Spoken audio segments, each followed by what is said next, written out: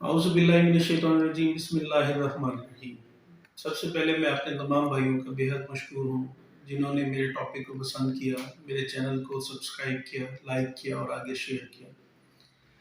تو میرا بھی دل کرتا ہے کہ میں آپ لوگوں کے لیے اور مزید اچھے اور بہترین ٹاپکس لے کے آؤں، ایسے ٹاپکس جو آپ نے کبھی نہ سنے ہوں لیکن آپ لوگوں کے ساتھ وہ جانے انجانے میں وہ واقعہ پیش آیا ہو۔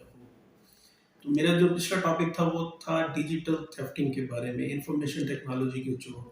ان کا میں نے آپ کو بتایا کہ طریقہ واردات کیا تھا، کس طریقے سے واردات کرتے ہیں اور آگے ان کو روکا جا سکتا ہے۔ جی ہاں، بالکل روکا جا سکتا ہے۔ کیسے روکا جا سکتا ہے کہ جیسے ہی آپ کو کال آتی ہے یا آپ کو میسج آتا ہے تو سب سے پہلے آپ نے کیا کرنا ہے کہ اپنے اکاؤنٹ کا پن کوڈ فوراً آپ چینج کرتے ہیں، فل فور اپنے اکاؤنٹ کا پن نمبر آپ چینج کر دیں۔ دوسرے نمبر پہ جو آپ کو پاسورڈ لگا ہوتا ہے وہ بھی آپ چینج کرتے ہیں۔ اور جو بینکر حضرات ہیں جن کے پاس اے ٹی ایمز ہوتے ہیں اور وہ کہتے ہیں کہ A T M card block ہو گیا، تو وہ کیسے بچ سکتے ہیں؟ وہ ایسے بچ سکتے ہیں کہ وہ آپ کو پورا اعتماد میں لینے کی کوشش کرتے ہیں۔ آپ کا نام بتائیں گے، آپ کا مدر نیم بتائیں گے، آپ کا سی این آئی سی نمبر بتائیں گے، ایون کہ آپ کا اکاؤنٹ نمبر بھی بتا سکتے ہیں وہ۔ لیکن آپ لوگوں نے ان کے اوپر اعتماد نہیں کرنا، کیونکہ موسٹلی کمرشلز چل رہے ہیں آج کل، میسیجز آ رہے ہیں کہ ہم کسی بھی اپنے ہیلپ لائن نمبر سے کسٹمر کا ڈیٹا نہیں پوچھتے، ان کو کال نہیں کرتے۔ بینکر حضرات بھی یہی کہتے ہیں کہ کبھی بھی ہم اپنی جو ہے بینکنگ لائن سے کال نہیں کرتے۔ اور دوسری بات میں نے آپ کو یہ بتائی تھی کہ جب یہ واردات آپ لوگوں کے ساتھ ہو جاتی ہے، آپ کمپلین کرتے ہیں تو وہ کمپلین کلوز کر دیتے ہیں 2 سے 4 دن کے بعد۔ وہ کیوں کلوز کرتے ہیں؟ کہ وہ کہتے ہیں کہ یہ جو کرائم ہوا ہے، یہ جو جرم ہوا ہے، یہ کسٹمر کی اپنی مرضی سے ہوا ہے، یہ اس کی اپنی چوائس تھی، اس کی اپنی خواہش تھی، تو اس بنیاد پر یہ ہوا ہے، نہ کہ ہم نے ان کو کہا ہے۔ ٹھیک ہے، اب جیسے مثال کے طور پہ آپ بیٹھے ہیں یا جا رہے ہیں کہیں پہ، پیچھے سے ایک موٹر سائیکل آ جاتی ہے، گن پوائنٹ پہ آپ کا موبائل وہ لے کے چل جاتی ہے، یہ تو ایک آپ کے ساتھ جو ہے اللہ تبارک و تعالیٰ کی طرف سے ہو گیا۔ ٹھیک ہے، دوسرا یہ جب آپ کسی کو اپنا پن کوڈ شیئر کر دیتے ہیں، پاسورڈ شیئر کر دیتے ہیں، تو یہ آپ کی اپنی چوائس ہوتی ہے۔ اب دوسرا طریقہ کار یہ ہے کہ آپ ایک اپلیکیشن موو کرتے ہیں ایف آئی اے کو۔ ایف آئی اے جو ہے وہ اس کے اوپر، اس میں نے بتایا تھا کہ وہ اس وقت ڈویژن لیول کے اوپر کام کر رہی ہے۔ تو یہ بھی ہم سب بھائیوں کو آواز بلند کرنی پڑے گی کہ اس کا جو دائرہ کار ہے وہ ڈسٹرکٹ لیول تک اور تحصیل لیول تک بڑھایا جائے، تاکہ ہر بندہ بآسانی اس کے ساتھ جو ہے کمپلین کر سکے۔ یا ان کے جو مثال کے طور پہ جیسے آپ پولیس کے اندر کوئی آپ کو رانگ کالز کر رہا ہے، تنگ کر رہا ہے، تو پولیس کے اندر جب آپ کرواتے ہیں وہ ٹیلی گراف ایکٹ کے تحت وہ ایف آئی آر دیتے ہیں، 25T اس کو کہتے ہیں، جو سیکشن لگتا ہے۔ تو اب ان کو بھی چاہیے کہ ایسے جو معاملات ہیں، کیونکہ تو روز کا معمول بن چکی ہے، تو ان معاملات کو بھی جو ہے وہ اپنا تھانے لیول پہ لے کے ہیں، اور تھانے لیول پہ ہی آپ اس کو بیٹھ کے اپنی کمپلین اور سارا وہ پروسیس کروا سکیں۔ اور تیسری بات میری جو ہے وہ گزارش ہے، جو منسٹر مواصلات ہیں اس وقت جو ہے وہ مفتی محمد اسد محمود صاحب ہیں، مولانا فضل الرحمان صاحب کے بیٹے ہیں، میری ان سے استدعا ہے کہ جب یہ بینکر حضرات یا ٹیلی کمیونیکیشن کے جیسے جیز کیش والے ہو گئے، ایزی پیسہ، یو پیسہ، مطلب جتنے بھی یہ ہیں، ان کے جتنے بھی امپلائیز ہیں ان کا ریکارڈ رکھا جائے، ان کا ریکارڈ رکھا جائے۔ یہ بھی ایف آئی اے کے حوالے کر دیں کہ ایف آئی اے ان کا ریکارڈ رکھے، اور ان کی جو ہے جیسے تھانوں کے اندر 4 شیڈیول ہوتے ہیں، اور افغان ٹرینڈ جو ہوتے ہیں ان کی مہینے میں ایک آدھ دفعہ حاضری لگتی رہتی ہے، وہ دیکھتے رہتے ہیں کہ ان کی ایکٹیویٹیز کیا ہے، یہ کیا کرتے ہیں، اور ان کو بھی چاہیے کہ ان کی جو ہے نا وہ حاضری لگواتے رہیں، دیکھتے رہیں کہ کون لوگ آئے ہیں، اس نے کتنے دن کام کیا ہے، کون چھوڑ کے گئے ہیں، پورا مطلب ایک ریکارڈ رکھنا چاہیے۔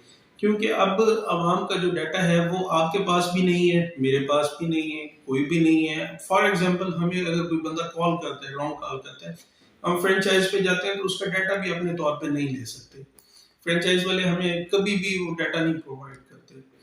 تو اب ان چیزوں کا جو ہے وہ دیکھنے کے لیے صاحب ذرا ایک منظم ملک ہے، منظم قانون ہے، اس کو ایف آئی اے دیکھ رہا ہے۔ تو ایف آئی اے کو چاہیے کہ جو ان کے امپلائیز ہیں ان کا کمپلیٹ ریکارڈ رکھے، چھوڑنے کے بعد وہ کہاں جاتے ہیں، کیا کرتے ہیں، ان کی ایکٹیویٹی کے اوپر نظر رکھی جائے، اور اس سسٹم کو زیادہ سے زیادہ سیکیور کیا جائے، کیونکہ اب جتنی بھی یہ کمپنیز ہیں یا بینکرز ہیں، ان کے لاکھوں کروڑوں کسٹمرز ہیں، اربوں کے حساب سے کسٹمرز ہیں، ڈیلی بیسس پہ لوگ جو ہیں وہ ٹرانزیکشنز کر رہے ہیں۔ جیز کیش، ایزی پیسہ، یو پیسہ کے آنے سے آپ کو یہ مدد، یہ آپ کے لیے آسانی پیدا ہوئی ہے کہ اب پہلے آپ کو کوئی بھی ٹرانزیکشن کروانے کے لیے بینک جانا پڑتا تھا، لیکن اب آپ کو بینک جانے کی ضرورت نہیں ہے۔ اب کسی بھی گلی محلے کی شاپ سے اپنے اکاؤنٹ میں پیسے ڈلواتے ہیں، اس کے اوپر آپ بل پے کر سکتے ہیں، اپنے موبائلز کے ٹاپ اپس کر سکتے ہیں، پیکیجز لگا سکتے ہیں۔ اگر کسی دوست کو رات کو کسی بھی وقت پیسوں کی ایمرجنسی ضرورت پڑی ہے تو آپ اس کو اس کے اکاؤنٹ میں بھی ٹرانسفر کر سکتے ہیں۔ جہاں اس وقت ہمارے لیے ٹیکنالوجی کو آسان کیا گیا ہے، اس کے اوپر جو ہے کوئی چیکس نہیں ہے، اس کے اوپر کوئی نگرانی نہیں ہے۔ ان آسانیوں کے ساتھ ساتھ عوام کے لیے مشکلات اور پریشانیوں کا بھی وبال ویسے ہی بڑھ رہا ہے۔ جیسے آج کل گلی محلے میں، نکروں میں، روڈز کے اوپر سمز بیچ رہے ہوتے ہیں۔ پچھلے دنوں میرا ایک دوست مجھے بتا رہا تھا، کہتا ہے کہ میں ایک جگہ سے گزروں، یہ لاہور ابھی ریسنٹلی میں گیا تھا، تو وہ مجھے کہتا ہے کہ یار ایسے کریں، آپ سیم لے لیں اور ساتھ ہم آپ کو 2 سوٹ بھی دیتے ہیں۔ اور ایک اور وہیں پہ دوست بیٹھا ہوا تو وہ بتا رہا تھا، یار میں ابھی وہ مجھے لینے کے لیے آیا ہوا تھا اسٹاپ پہ، تو کہتا ہے میں ابھی گلی میں سے آیا ہوں، تو ایک بندہ مجھے 2 کلو چینی اور 1 گھی کا پیکٹ دے رہا تھا کہ آپ سیم لیں، یہ چیزیں ہم آپ کو ساتھ فری دیں گے۔ ان کا پرپس کیا ہوتا ہے؟ ان کا پرپس یہ ہوتا ہے کہ یہ آپ کے تھمب امپریشنز جو ہیں وہ اسکین کر لیتے ہیں۔ اسکین کرنے کے بعد وہ سلیکونز کا سسٹم ہوتا ہے، اس کے ذریعے وہ تھمب امپریشن بنا کے آپ کے ساتھ جو ہے وہ فراڈ کرتے ہیں، آپ کے نام پہ سمیں ایکٹیویٹڈ ہوتی رہتی ہیں۔ ابھی ریسنٹلی مجھے جو ہے ایک دوست نے کمپلین کی تھی، مشورہ لیا تھا، اس نے کہا یار میری جو ہے والدہ ہے، اس کے نام پہ ہم سمیں بند کرواتے ہیں لیکن وہ ری ایکٹیویٹ ہو جاتی ہیں، کبھی گئی بھی نہیں ہے، انہوں نے وہ نہیں کیا۔ تو میں نے اس سے پوچھا، میں نے کہا یار کبھی اگر وہ بے نظیر انکم سپورٹ پروگرام کے پیسے لینے کے لیے گئی ہوں؟ کہا ہاں یار ایک دفعہ گئی تھی۔ تو اب ان کا تدارک نہیں کیا جا سکتا، ان کو نہیں روکا جا سکتا ہے ایسے عوامل کو۔ اور پھر دوسرا جو انہوں نے BISP کا سسٹم چلا دیا ہے، وہ جانتے ہی نہیں ہیں لوگوں کو، لوگ ڈیوائس لے کے گلی محلوں میں آ جاتے ہیں، ہاں جی ایزی پیسے کے آپ کے بے نظیر انکم سپورٹ پروگرام کے پیسے ہیں، ہم نکال کے دیتے ہیں۔ وہ تھمب امپریشن لگاتے ہیں، ان کا وہ مس یوز کرتے ہیں۔ ان کو چاہیے کہ HBL کے ساتھ ساتھ پاکستان میں اور بھی بینک ہیں، دوسرے بینکوں کے ساتھ بھی الحاق کیا جائے۔ پھر تیسری بات یہ ہے کہ جب آپ اپنے تھمب امپریشن کا کہیں پہ بھی کسی بھی بایو میٹرک ڈیوائس کے اوپر استعمال کرتے ہیں تو اس کا بہترین حل یہ ہے کہ ٹیشو پیپر آپ ساتھ رکھیں۔ جب آپ نے تھمب لگانا ہو، سب سے پہلے اپنے تھمب کو آپ صاف کریں ٹیشو کے ساتھ، صاف کر کے تھمب سکین کریں، سکین کرنے کے بعد آپ ٹیشو پیپر سے جہاں آپ نے سکین کیا سکیننگ ڈیوائس کو اس ٹیشو پیپر سے صاف کر دیں، تاکہ آپ کے جو تھمبس کے امپریشنز ہیں وہ اس کے اوپر باقی نہ رہیں اور آپ کے جو تھمبز ہیں ان کو سکین نہ کیا جا سکے۔ اور ان کا جو ہے یہ ایسے عوامل ہیں کیونکہ کرمنل مائنڈڈ ہو چکے ہوتے ہیں، ان کو پتہ ہے پاکستان میں سزا جزا کا تو کوئی طریقہ کار ہے نہیں، آج ہم پکڑے گئے ہیں، کل کو کسی کو پیسے دیں گے تو ہم فی الفور باہر آ جائیں گے۔ تو حکومت پاکستان سے میری عاجزانہ درخواست ہے، آپ سب بھائی بھی بلکہ مل کے درخواست کریں، فورم میں ہر کسی کے پاس سوشل میڈیا کا فورم ہے، آپ اپنی آواز سوشل میڈیا کے ذریعے آپ بلند کر سکتے ہیں۔